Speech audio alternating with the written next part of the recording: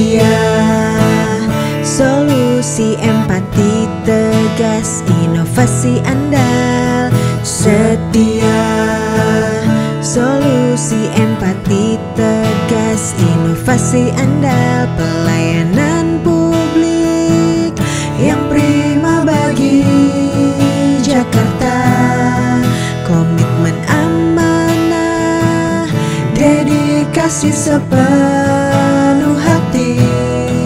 Dengan inovasi tiada henti, multi channel public service delivery. 1500164 call center dan ajib siap melayani. Setia.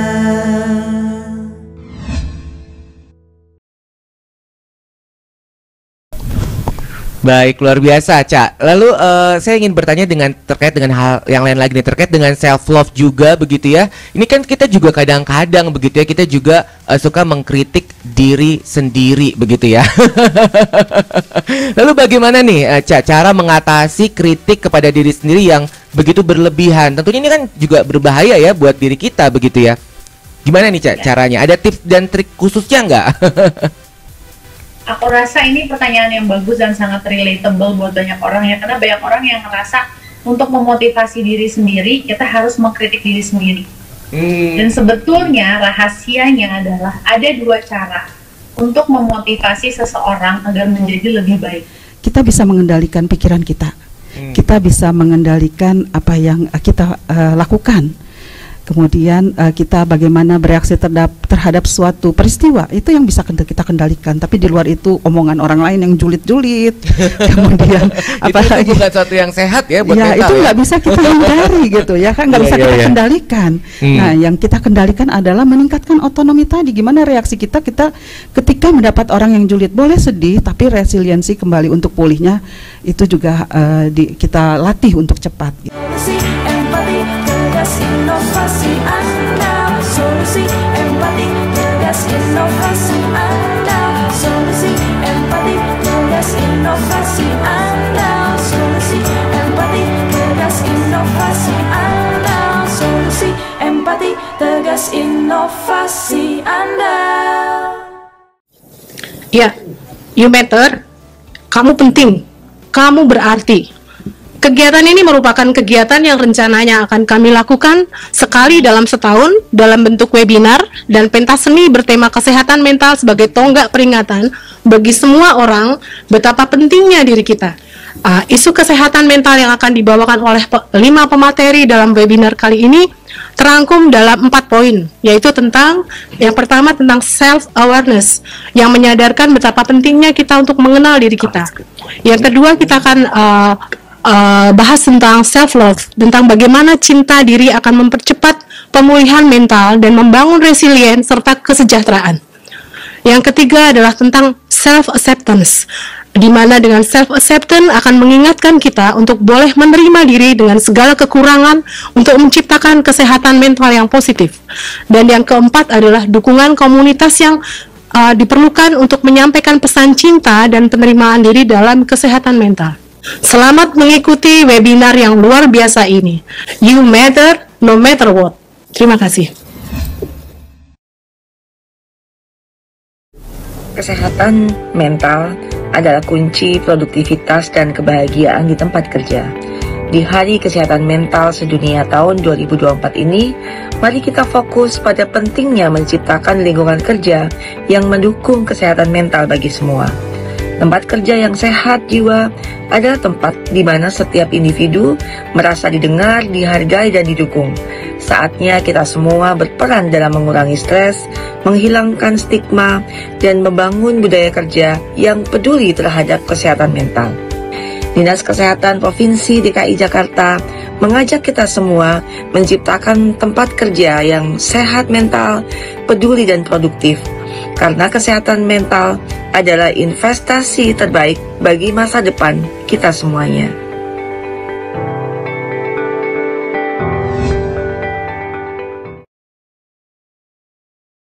Dan Hari Kesehatan Mental Sedunia ini kiranya bisa menjadi momentum untuk kita lebih peduli terhadap kesehatan jiwa kita sendiri dan juga kesehatan jiwa orang-orang terkasih sekitar kita, orang-orang yang selalu berkomunikasi dengan kita dan berinteraksi dengan kita. Kesehatan mental mencakup aspek emosional, psikologi, dan juga hubungan sosial individu.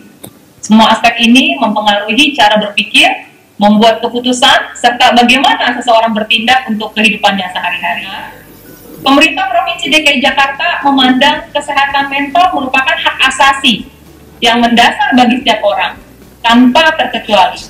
Setiap orang berhak mendapatkan standar kesehatan mental yang optimal, termasuk perlindungan dari risiko gangguan mental dan akses terhadap perawatan yang layak.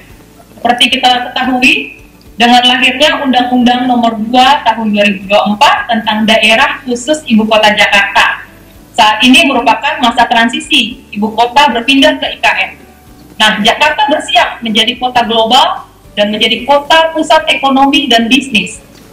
Pemerintah Provinsi DKI Jakarta juga memiliki cita-cita untuk menjadi salah satu dari 20 kota global dunia dalam waktu 20 tahun ke depan. Dan ini sejalan dengan visi Indonesia Emas 2045.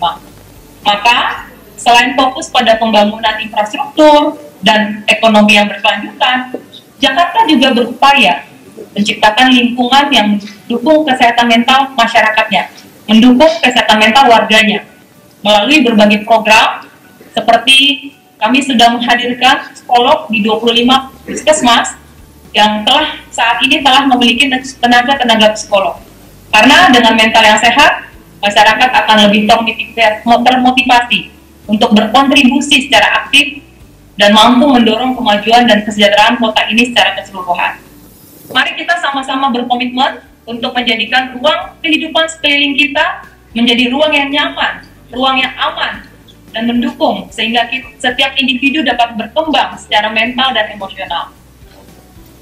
Akhirnya, izinkan saya sampaikan kegiatan webinar YouMatter 2024 kerjasama antara Pemprov DKI Jakarta dan para penggiat kesehatan mental secara resmi dibuka.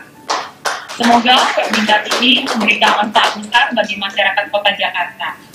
Sebelum saya tutup, perkenankan saya menyampaikan pantun. Jadi tolong catatnya ya yang di Zoom. Jakarta bahagia, harapan kita.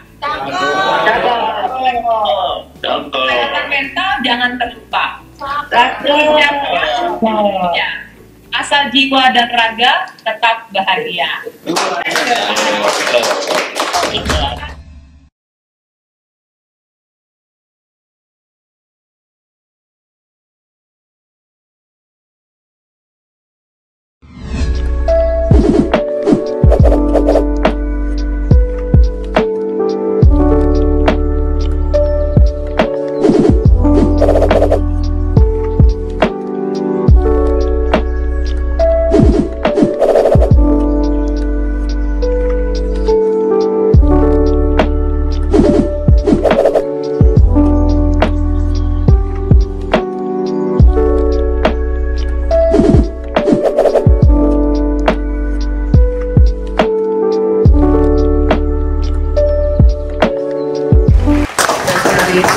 Baik, kita akan mulai dengan materi pertama, yakni kesehatan mental di tempat kerja oleh PLT Kabid Kesmas Dinkes Provinsi DKI Jakarta.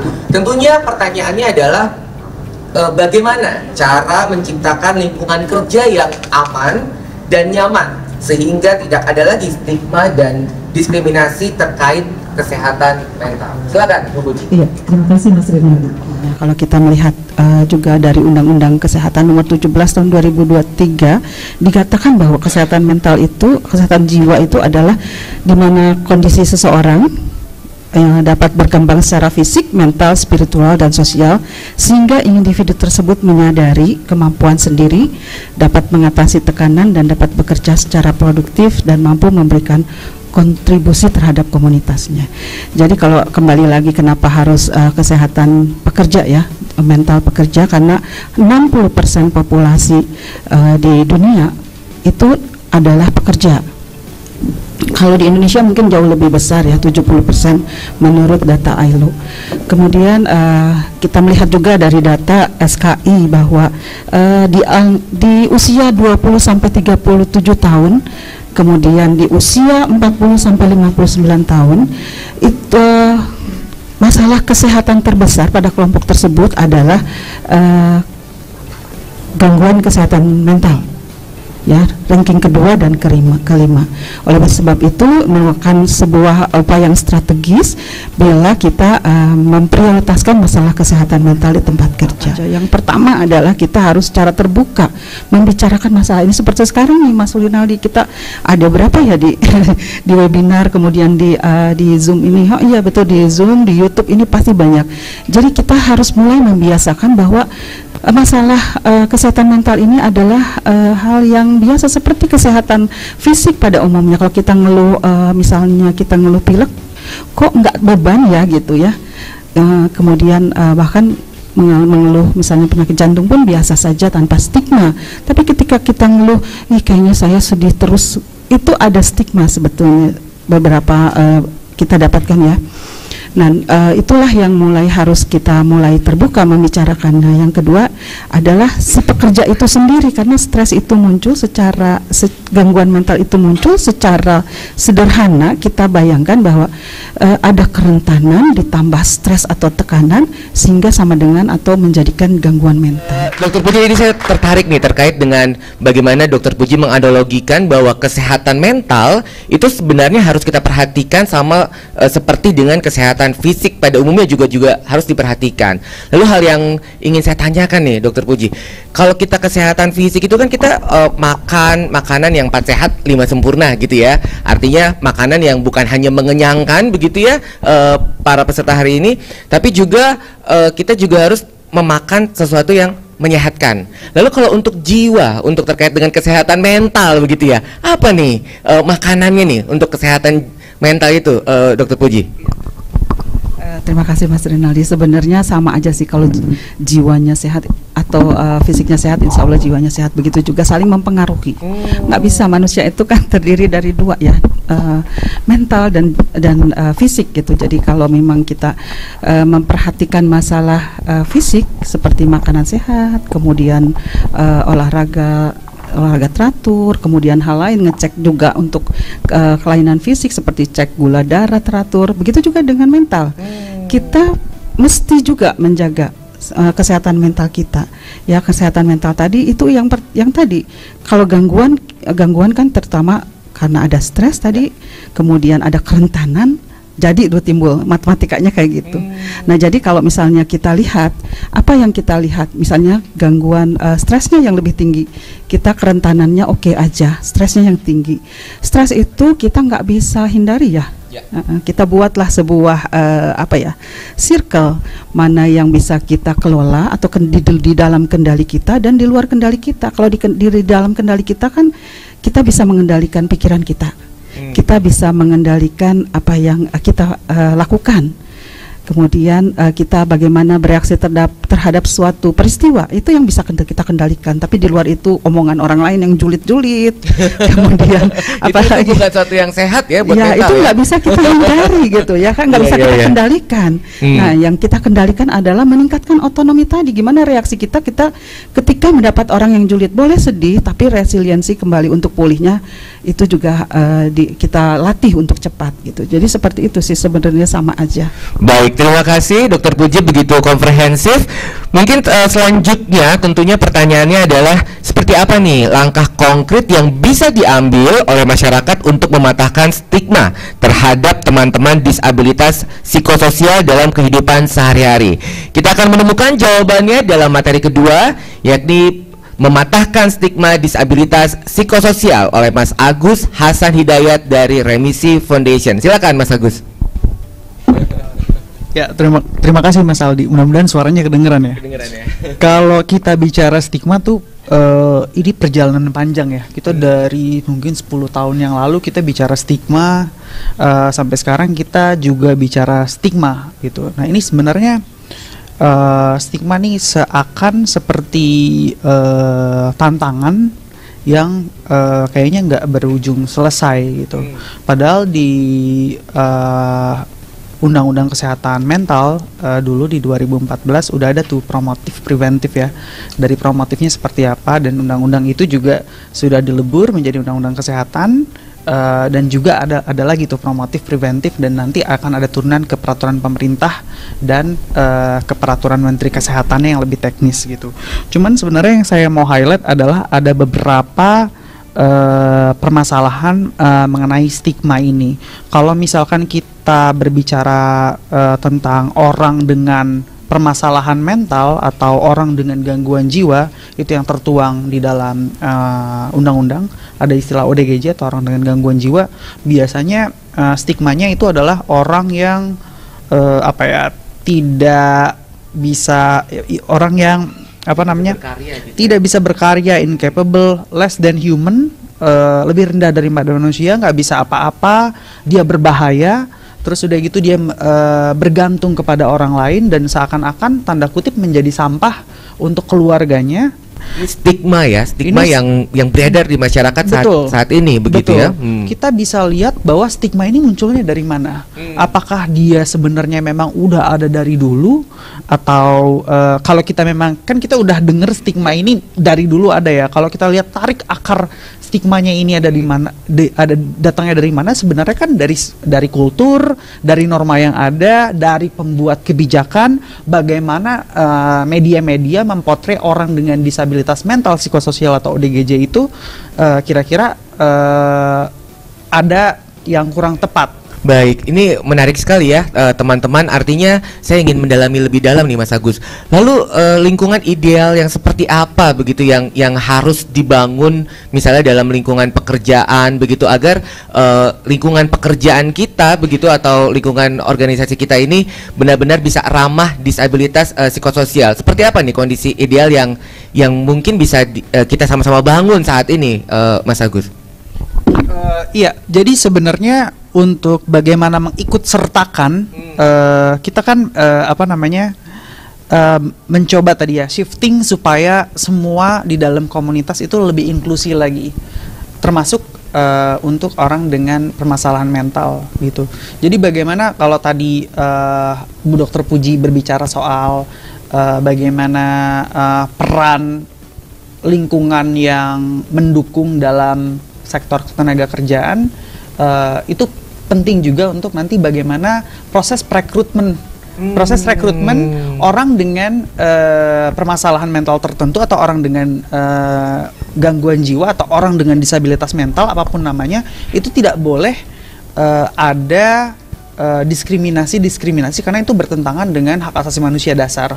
Kan ini hak atas pekerjaannya. Baik, selanjutnya kita ke pertanyaan berikutnya, ini dari Andre Manta, Biro KSD. Halo Bung Andre. Tadi ada kepala biro yang membuka acara hari ini. Izin Andre Manta, izin Mas Agus dan Dr. Puji, Andre Manta menyampaikan webinar yang bagus sekali, di mana bisa memberikan wawasan bahwa kesehatan mental juga sama pentingnya dengan kesehatan fisik. Yang ingin ditanyakan adalah, apakah ada tips dan trik yang sederhana yang bisa dilakukan untuk menjaga kesehatan mental kita? Wah, ini nampaknya ke Bang Agus dulu kayaknya ya. Kayaknya Bang Agus sudah punya ini nih, Mas Agus sudah punya tips and trik yang disiapkan nih. Bagaimana nih tips and trik untuk menjaga kesehatan mental kita nih? Mungkin yang secara sederhana yang bisa sama-sama kita lakukan gitu, Mas Agus. Iya, oke. Ini agak normatif ya mungkin ya. Selain pola tidur, pola makan, tapi saya pikir self awareness atau self value itu penting. Jadi bagaimana kita mengetahui juga soal boundaries juga, bagaimana kita mengetahui diri kita ini dalam kondisi apa. Self checking ya, berarti self checking dan ngobrol sama diri sendiri ya, betul ya. Mungkin dari segi medis ya, Dokter Puji bisa menambahkan. Dia bisa nambahin, silakan. Silakan Dokter Puji, dari segi medis apa nih tips and trik secara sederhana nih yang bisa kita lakukan begitu untuk menjaga kesehatan mental kita, Dokter Puji, silakan. Betul sih yang dikatakan Mas Agus tadi, benar sekali ya, bahwa kita harus punya self checking ya, kondisi kita saat ini sedang apa gitu. Kemudian apa yang harus kita juga harus punya literasi juga ketika kita dalam kondisi apa yang harus kita lakukan. Artinya kita harus masing-masing menambahkan literasi tentang kesehatan mental ini sendiri gitu. Kemudian yang nggak kalah penting adalah tadi kita punya batasan gitu ya, boundaries. Kalau udah kelewatan, udah ya rasanya ini cukup untuk saya, enough is enough gitu ya, kayaknya seperti itu gitu. Jangan sampai udahlah nggak ada kerjaan lagi, yang biarin lah gitu-gitu, nggak gitu. Enough is enough buat kita. Lalu apa nih, Dokter Puji? Jadi saya ingin lebih mendalami lagi ya. Lalu apa nih yang harus kita menjadi kewaspadaan kita? Misalnya kalau misalnya kita sudah tidak bisa tidur, sudah begadang, terus apa kita sudah menjadi satu hal yang harus diwaspadai? Apa saja nih tanda-tanda ketika mental kita sudah istilahnya sudah terkena begitu, atau terganggu, atau butuh ke profesional? Itu apa yang harus menjadi perhatian kita, Dokter Puji? Ada tanda khususnya nggak sih? Ada. Akses aja e-jiwa punyanya Dinkes DKI. Nanti di situ ada. Ya, nanti akan ditapis ya, disaring apakah kondisinya membutuhkan pertolongan lebih lanjut ataukah hanya di situ ada tips. Oh ya, nanti kembali tes lagi berapa minggu kemudian. Jadi seperti itu. Oh, jadi kalau kita ingin mengetahui seberapa sehat mental kita, ini bisa dilakukan tadi di aplikasi e-jiwa. Jadi ada pertanyaan-pertanyaan mungkin ya, self screening untuk kita mengetahui kondisi kejiwaan kita. Baik, nampaknya hari ini dan di sesi ini nampaknya kita sudah selesai ya. Kita sudah tapi kita mau boleh bertanya lagi, nggak boleh ya? Nggak boleh. Kita bolehnya tepuk tangan lah kalau gitulah.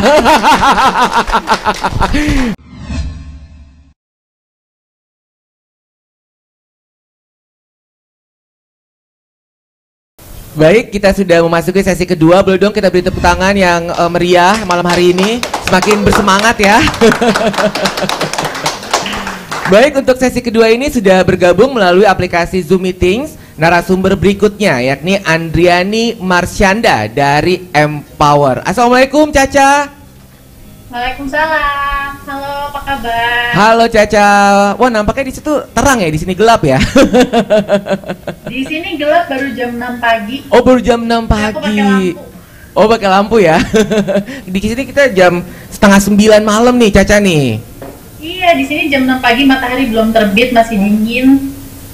Masih suasana tempat tidur, pengen tidur gitu, cuman udah on buat bicara ini. Luar biasa, kita beri tepuk tangan dong buat Caca dong. Wah, berarti Caca saat ini sedang berada di Los Angeles ya? Ya. Oke, baik. Walaupun sedang jauh berada di LA, tapi tetap dong malam ini hatinya Caca ini untuk Jakarta. Terima kasih Caca sudah bergabung. Kita akan berbicara mengenai topik yang begitu luar biasa Caca hari ini, yakni seraya bersama-sama memperingati Hari Kesehatan Mental Sedunia. Setuju ya Caca ya? Yes. Nah, boleh kita beri tepuk tangan dong buat Caca, hari ini sudah begitu semangat sekali. Berarti bangun jam 5 pagi tadi ya? Jam setengah 5 ya? Sudah semangat. Baik, kita akan berbicara mengenai untuk topik ini adalah self love gitu. Nah, kalau menurut Caca sendiri nih, apa nih definisi dari self love yang bisa dibagikan kepada teman-teman hari ini, Caca? Oke, untuk self love sendiri itu sebenarnya salah satu tahap dari perjalanan yang setiap orang lewatin ya. Jadi setiap orang itu melewati 4 tahap dalam menemukan jati dirinya. Pertama, mereka itu pasti semua orang berasal dari tahap self lack. Lack itu kan artinya kurang. Mereka tuh serba kekurangan dengan dirinya sendiri. Mereka serba merasa kurang kasih sayang, kurang pemahaman, kurang pengetahuan, kurang kenal dengan dirinya, kurang mampu aware dengan dirinya sendiri. Nah, itu namanya self-lack. Setelah dari self-lack, kita masuk ke tahap kedua, namanya selfish. Nah, selfish itu seakan-akan seperti seseorang yang terlihat dari luar egois. Tapi kenapa demikian? Ketika orang selfish itu sebetulnya dia baru menyadari bahwa, wow, dalam hidup saya banyak mengalami abuse. Dalam hidup saya banyak mengalami ketidakadilan. Dalam hidup saya banyak mengalami trauma, stres yang tentunya tidak mungkin dipungkiri dihadapin sama semua orang. Lalu ketika dia menyadari itu, dia mulai muncul rasa anger, rasa marah, rasa kecewa, dan disitulah healing proses bisa mulai. Dan di situ dia mulai merasa saya perlu selfish sekarang. Saya perlu untuk fokus sama diri saya sendiri aja. Saya perlu untuk menyadari apa saja sih luka-luka batin dalam diri saya dan healing. Nah, setelah selfish, dia memenuhi rasa kasih terhadap dirinya sendiri, dari dirinya sendiri dan dari pembelajaran-pembelajaran yang dia alami, yang dia lewati, masuklah ke self-love. Jadi self-love itu tuh sebetulnya dilakukan oleh seseorang bukan karena dia egois. Karena banyak sekali yang melabel orang yang pengen self-love itu adalah orang yang selfish. Padahal semua dari kita juga tahu pada dasarnya kita itu melakukan self-love dengan tujuan supaya pada akhirnya kita bisa kembali lagi ke suami kita, ke pasangan kita, ke anak-anak kita, ke keluarga kita, menjadi orang yang lebih baik dari sebelumnya. Nggak grumpy, nggak marah-marah, mereka nggak kena getahnya dan sebagainya karena kita tidak take care of our well-being. Setelah dari self-love, masuklah ke selfless. Selfless itu adalah dimana kita bisa merasa overspilling, penuh dengan self-love itu sendiri. Dan akhirnya kita bisa berbagi, berkontribusi terhadap banyak orang, berkontribusi terhadap masyarakat yang lebih luas dengan rasa kasih yang sudah kita isi terhadap diri kita sendiri, kita penuhi, dan kita ngerasa pengen berbuat lebih baik, making an impact in the society. Jadi self-love itu salah satu tahap dari 4 journey tersebut ya, 4 tingkat tersebut dalam menemukan jati diri dan menjadi orang yang lebih baik dan dalam tingkat growth kita itu. Baik, Cak, berarti artinya tadi kalau saya bisa menangkap self love ini merupakan suatu hal yang penting begitu ya bagi individu. Lalu apakah self love ini juga bisa mempengaruhi kebahagiaan atau juga kesehatan mental seseorang begitu dan kualitas hubungan dengan orang lain? Mungkin Caca bisa lebih menjelaskan begitu apa hubungan dari self love ini terkait dengan kebahagiaan, Cak, mungkin. Tentu saja kita nggak mungkin bisa memberikan apa yang kita nggak punya. Baik. Kalau kita nggak punya self love, kita kan kalau kita tidak punya self love, kita nggak akan bisa love others. Oke. Ya kan? Ya. Kita nggak akan bisa ngasih apa yang kita nggak punya sendiri buat diri kita. Baik, luar biasa, Cak. Lalu saya ingin bertanya terkait dengan hal yang lain lagi nih, terkait dengan self love juga begitu ya. Ini kan kita juga kadang-kadang begitu ya, kita juga suka mengkritik diri sendiri begitu ya. Lalu bagaimana nih, Cak, cara mengatasi kritik kepada diri sendiri yang begitu berlebihan? Tentunya ini kan juga berbahaya ya buat diri kita begitu ya. Gimana nih, Cak, caranya? Ada tips dan trik khususnya nggak? Aku rasa ini pertanyaan yang bagus dan sangat relatable buat banyak orang ya, karena banyak orang yang ngerasa untuk memotivasi diri sendiri kita harus mengkritik diri sendiri.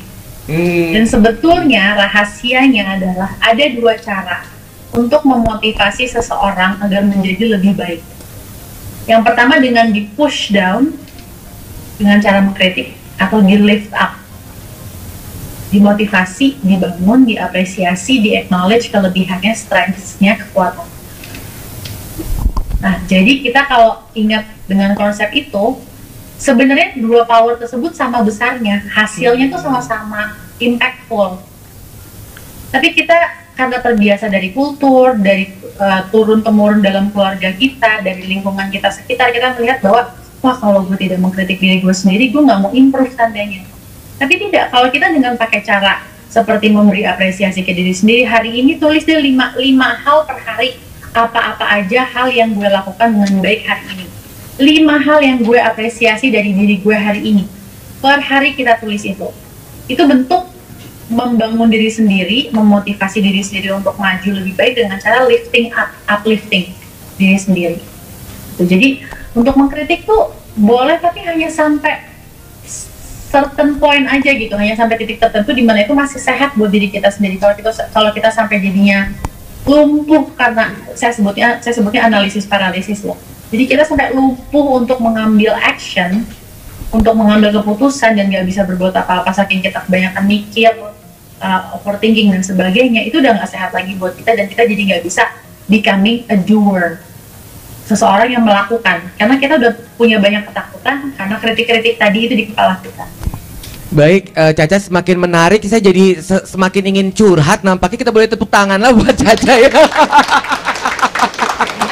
Menarik sekali, Ca, ini percakapan malam hari ini ya, di hari kesehatan mental sedunia nih. Kita sedang memperingati Hari Kesehatan Mental Sedunia. Lalu saya juga ingin bertanya nih, Ca, terkait dengan kan kalau kita kan dalam hidup ini kan suka punya hal-hal yang kita nggak bisa ini kan gitu ya. Kita nggak bisa batasi begitu, misalnya kita mengatakan tidak, itu kan bukan suatu hal yang sangat sulit ya dalam hidup ini ya, Ca ya. Ini jadi saya beneran curhat beneran nih kayaknya nih. Lalu gimana nih, Ca, caranya kita nih sebagai manusia atau sebagai individu nih menetapkan batasan itu sendiri buat diri kita agar kita tetap mencintai diri sendiri, Ca? Karena kan dalam kehidupan sosial ini tentunya banyak sekali tuntutan, tantangan yang kita juga nggak bisa mengatakan tidak begitu ya. Lalu bagaimana nih cara kita membatasi diri kita untuk kita tetap mencintai diri kita atau self love ini untuk terkait dengan hal-hal yang merugikan dan lain sebagainya gitu, Ca? Sebetulnya ada cara dari hal-hal sepele sampai hal-hal besar itu kita bisa lakukan untuk membangun batasan. Yang cara sepele adalah gini, kalau kita ada WhatsApp, kita biasa kan bunyi tuh HP ada notification. Kita ada rasa kewajiban harus langsung bales. Iya bener banget. Apa enggak kasih emoticon gitu ya? Kasih emot-emot ya. Nah, kalau aku menggunakan HP ku itu tidak menjadi tools yang membuat aku, HP aku tuh tidak menjadi tools yang membuat aku merasa harus kalau bunyi gue harus langsung lihat, kalau bunyi gue harus langsung lihat, langsung bales. Jadi aku bahkan notifikasi iya. Notifikasi WhatsApp itu aku matiin. Oke. Jadi aku hanya melihat WhatsApp kalau misalnya aku lagi mau lihat, gitu. Jadi aku merasa kayak itu kan mendirikan batasan sebenarnya. Orang jadi tahu, oh dia kalau balas WhatsApp tuh jam segini, dan orang akan nggak apa-apa, orang akan ngerti gitu. Mungkin dia ada kesibukan, dia ada hal-hal lainnya, orang akan mengerti. Dan juga jangan takut untuk mengatakan tidak, tapi juga tidak gimana cara kita membangun skill untuk mengucapkan tidak dengan cara yang masuk kepada pendengar kita itu. Jangan terlalu saklek juga. Kalau kita terlalu saklek itu kan takutnya membuat yang menerima jadi nggak mengerti ya. Kita harus membangun kemampuan untuk asertif, bukan pasif. Pasif tuh kita iya aja, padahal kita nggak suka. Bukan agresif, kita marah-marah, kita ngomel-ngomel, kita emosi. Tapi asertif. Asertif tuh menyampaikan apa yang kita maksud dengan clear dan membuat orang yang mendengar mengerti. Itu perlu skill yang latihan yang berkali-kali ya. Benar-benar setuju sekali, Ca. Ini semakin menarik, namun nampaknya kita di pertanyaan terakhir nih, Ca. Ini terkait dengan bagaimana, ini pertanyaan yang tadi titipan nih dari teman saya nih buat Caca katanya. Ya, bagaimana cara kita bisa memaafkan diri sendiri akibat kesalahan yang pernah dilakukan di masa lalu. Nah, mungkin Caca bisa memberikan pencerahan hari ini buat teman-teman yang menyaksikan webinar hari ini, Ca. Bagaimana caranya kita bisa memaafkan diri sendiri, Ca? Pertama, ada teknik yang namanya Ho'oponopono, di mana kita bisa bikin surat untuk diri sendiri, kayak surat cinta gitu ya, tapi buat diri sendiri, love letter. Ho'oponopono itu terdiri dari 4 bagian. Pertama, I'm sorry, please forgive me, thank you, I love you. Paragraf pertama, setiap kalimat dimulai dengan kata-kata I'm sorry. Paragraf kedua, setiap kalimat dimulai dengan kata-kata please forgive me. Paragraf ketiga, setiap kalimat dimulai dengan kata-kata thank you. Paragraf keempat, setiap kalimat dimulai dengan kata-kata I love you. Baik teman-teman, mencintai orang lain tanpa mencintai diri sendiri, jangan ya Dek ya. Cintai diri sendiri terlebih dahulu, baru membuka hubungan dengan orang lain. Setuju ya? Kita beri tepuk tangan dong kalau kita setuju ya.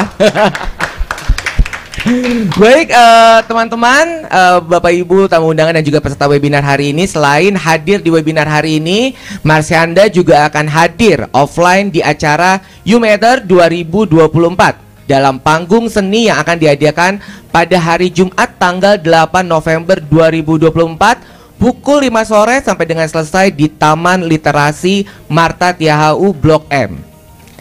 Baik, Ca, di kesempatan yang berbahagia ini kiranya Caca dapat secara langsung begitu mengajak seluruh peserta hari ini untuk turut bergabung dalam acara tanggal 8 November mendatang ya, Ca ya. Ini sudah confirm hadir ya. Mungkin bisa diajak teman-teman hari ini, Kak. Hari ini, Ca. Oke, untuk teman-teman semuanya jangan lupa datang ke acara ini di tanggal 8 November di Taman Literasi jam berapa? 7 malam ya? Jam 5 sore. Jam 5 sore mulainya. Ya. Dari jam 5 sore karena itu akan bermanfaat banget buat semuanya dan kita akan ketemu langsung nggak online seperti ini, jadi kita bisa merasakan vibe satu sama lain dan tentunya akan lebih berkesan dan mudah-mudahan bermanfaat buat semua. Baik, terima kasih Caca. Berarti udah pulang ke Jakarta dong ya? Tanggal 8 November ya, udah ya. Baik Caca, terima kasih diskusi yang sangat menarik. Salam sehat dan semangat selalu. Salam sehat dan semangat selalu Caca. Assalamualaikum. Salam. Baik, kita beri tepuk tangan yang meriah untuk narasumber saya tadi, Marsyanda ya, Caca ya.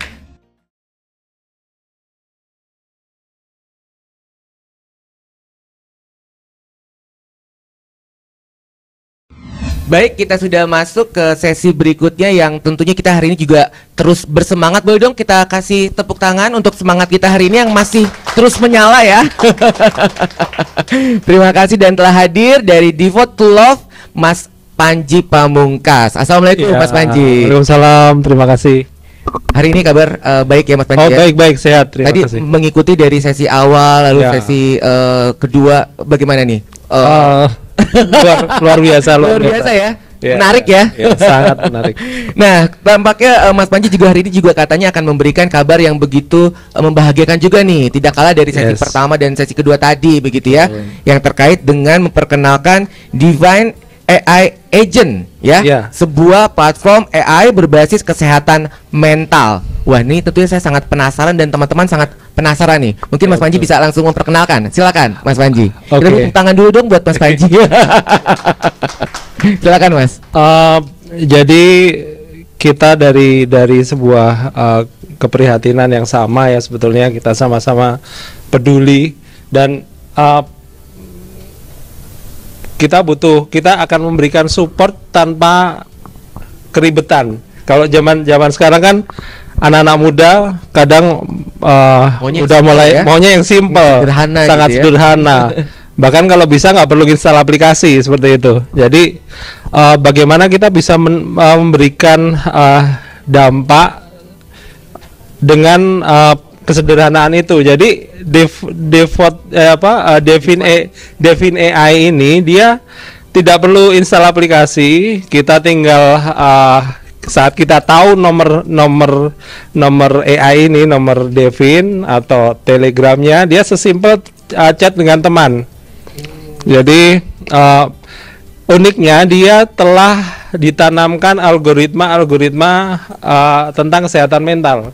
Jadi ada kurang lebih ada 9 metode deteksi kesehatan mental yang sudah ditanamkan di dalam AI ini. Tapi modelnya saat pertama kali kita chat, kita ngobrol dengan Devin, itu dia tidak banyak melakukan pertanyaan, karena pertanyaan itu akan masuk ke dalam conversation. Jadi kayak ngobrol. Jadi platform ini dinamakan Devin tadi ya, Yes, namanya betul, Devin. Devin. Dia akan ngobrol dengan kita. Bagaimana nih ngobrol dengan konkretnya kita. nih? Jadi kayak kalau misalnya dalam pertanyaan mental health itu kan kurang lebih ada 9 metode ya. Berbagai macam metode itu dia akan mendeteksi kesehatan mental kita dengan pertanyaan yang santai kayak halo Kak, kamu udah makan belum? Kamu sekarang udah ada ngerasa pusing nggak Kak, atau apa itu segala dia yang iya. bertanya. Iya, Ini iya, menarik, iya. menarik, Jadi menarik. kalimat-kalimat yang di obrolan sehari-hari itu secara pelan-pelan. Jadi nggak kayak kita ngisi form itu nggak. Ya, nggak kayak ujian lah ya. Nggak kayak ujian. Jadi aplikasi ini, platform ini benar-benar bisa diaplikasikan secara sederhana dengan pertanyaan-pertanyaan yang sederhana yang bisa kita jawab. Yes, Lalu dia betul. bisa menilai kesehatan mental kita, begitu? Yes, menilai kesehatan oke. mental. Dan uniknya saat dia baik-baik saja ya dia akan support terus, dan saat ada kondisi-kondisi yang membutuhkan tindakan akan masuk ke dalam alert system. Terlihat ya, sudah semakin tergambar nih spill-spillnya ya dari Mas Panji. Jadi sekali lagi akan di launching di tanggal 8 November 8 November. dan platform ini 100% gratis. Gratis. Iya. Gratis ya platformnya. Free, Luar iya. biasa. Kita beri tepuk tangan dong untuk Mas Panji.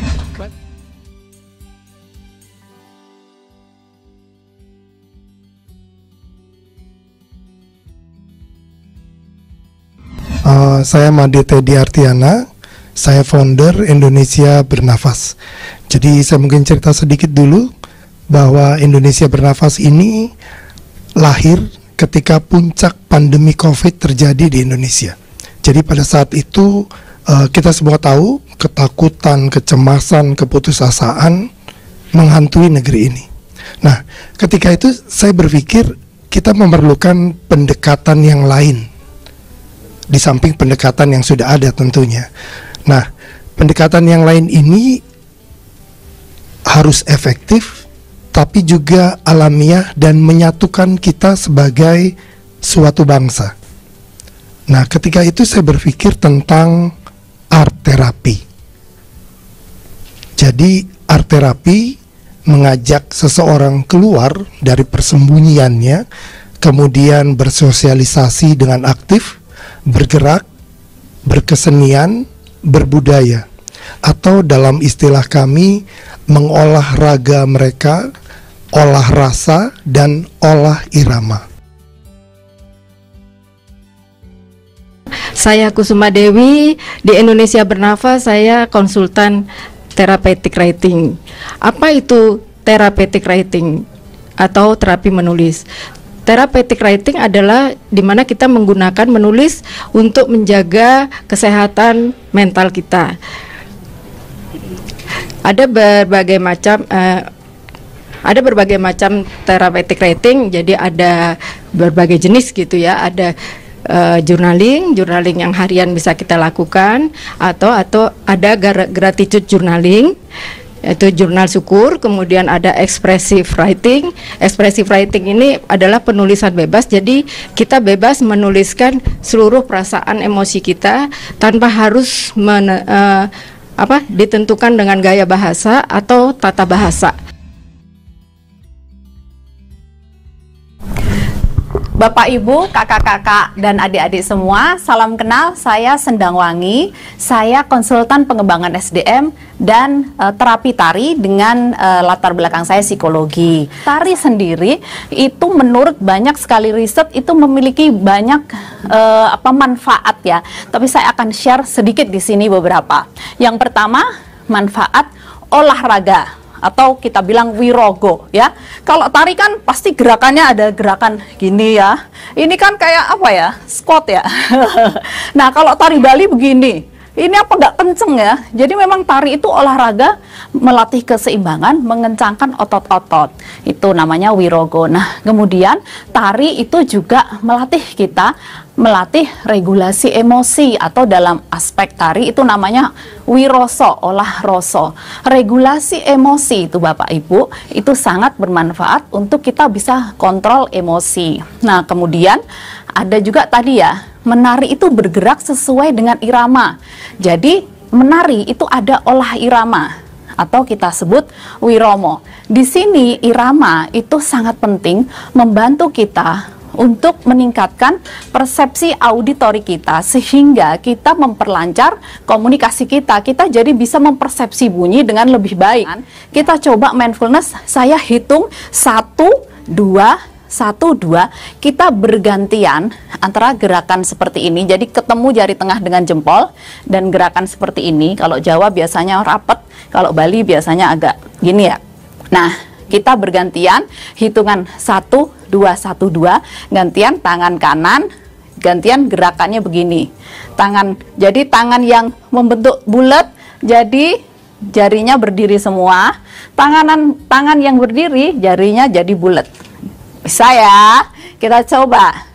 Kita mulai 1, 2, 1, 2, 1, 2, 1, 2, 1, 2. Lebih cepat. 1, 2, 1, 2, 1, 2, 1, 2. Gimana? Sudah rempong? Nah, sekarang saya tanya nih bukti mindfulness. Pada saat kita melakukan gerakan sederhana, baru tangan ya ini ya, belum kepala, belum kaki gimana gitu ya. Nah, pada saat melakukan gerakan tangan saja, kepikiran nggak? PR-ku belum selesai. Besok Bu Karo minta tugas ini. Oh ya, maaf ya Bu.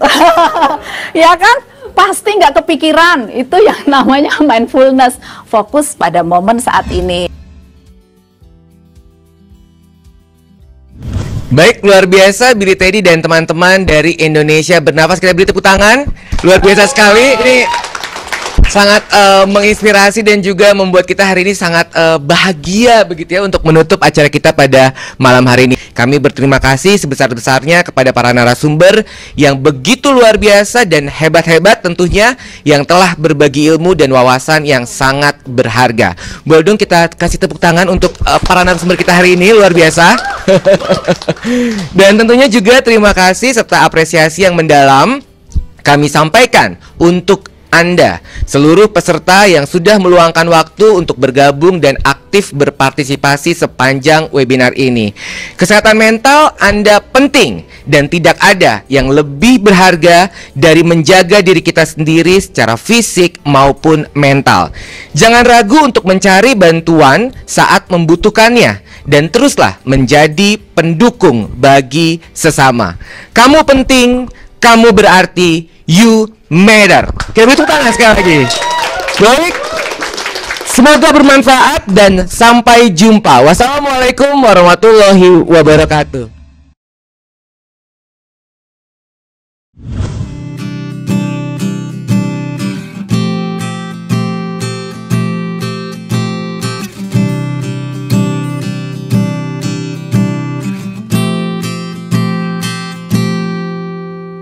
Bagaikan sungai yang tak punya malu, mengalir meskipun terancam surut. Lalu kakimu melangkah ke rumahku, setengah melirik mencoba apa yang kau inginkan dari senyumku ya Tuhan. Gemar sekali kau lukiskan bintang untukku, sungguh lihai tanganmu menata kembali hati yang hampir mati. Kan ku letakkan hangat di tengah dekap kita. Jangan biarkan ku pulang ke rumah yang bukan engkau.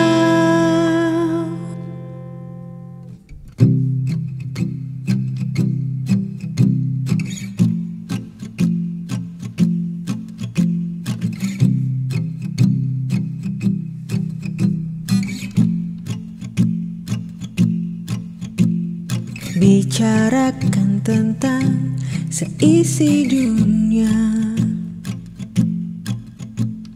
perlahan mendekat, bisikan cinta membuatku terlena ke dalam pesona sukma yang begitu indah.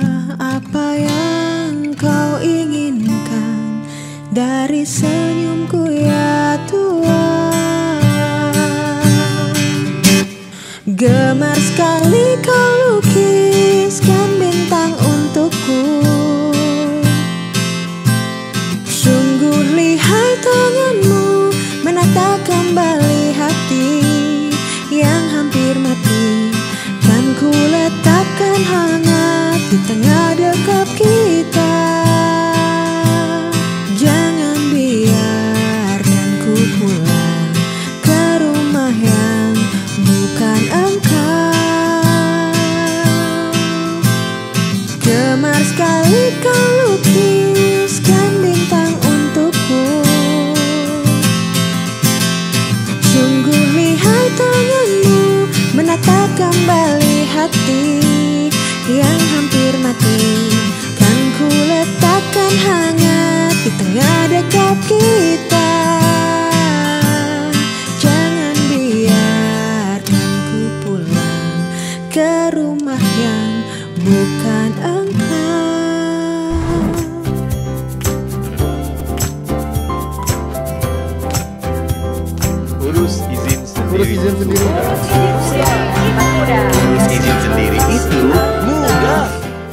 Instagram @layananjakarta.